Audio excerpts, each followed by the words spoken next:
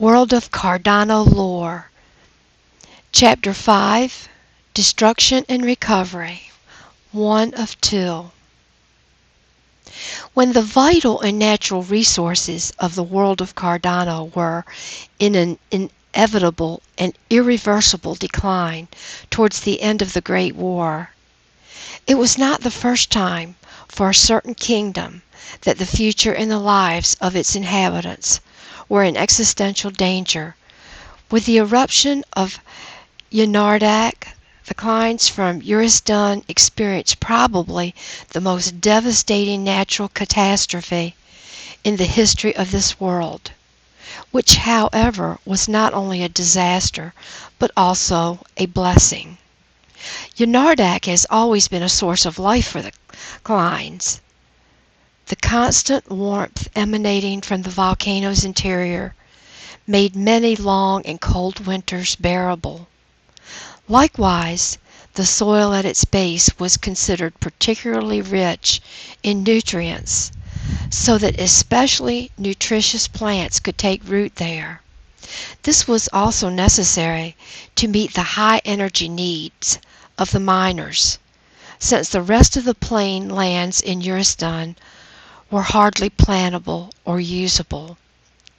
In addition to these reasons, it was also the rare stones and mineral resources that lured miners further and further into Yanardak to allow the kingdom's prosperity to thrive.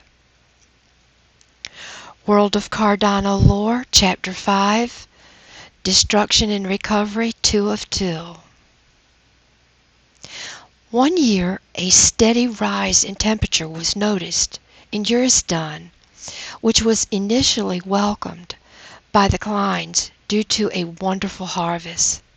However, this changed when the eternal ice in the mountain peaks around Yanardak began to melt, literally flooding the capital city of Ramar and making life at the foot of the volcano not only sorrowful but life-threatening.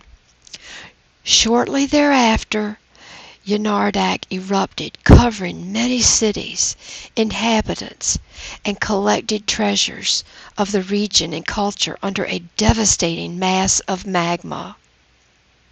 The following years were marked by hunger, suffering, and losses.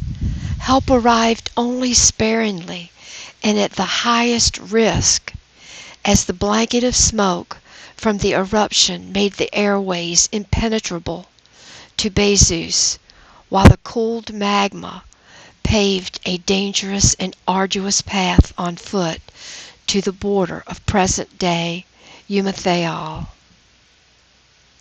Out of this suffering, however, new hope emerged, as the mineral-rich magma made the soil in almost all of Urisdun highly fertile and fruitful, and also let new rocks emerge from underground in the volcano's interior, which is why today Urisdun is also known as the Land of Abundance.